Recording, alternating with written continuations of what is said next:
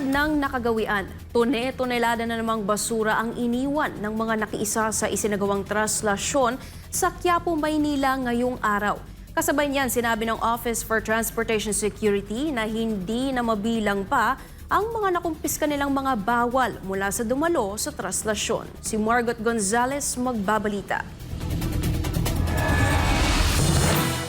Ganito ang itsura ng Quirino Grandstand sa Manila matapos umalis ang mga nakilahok sa traslasyon.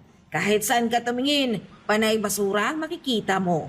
Gayon din sa iba pang lugar na dinaanan ng mga tao para sa traslasyon. Karamihan sa mga basura ay mga bottled water, plastic food containers, mga hinigaan ng mga dumayo at mga upos ng sigarilyo. Sa entrance ng Quiapo Church, kailangang pumila ng mga tao at ipacheck ang kanilang mga dala. May mga scanner na nilagay para dito.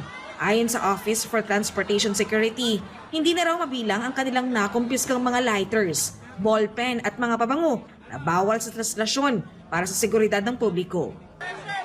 Ang mga tao, hirap ding pagsabihan na pumila para sa maayos na inspeksyon.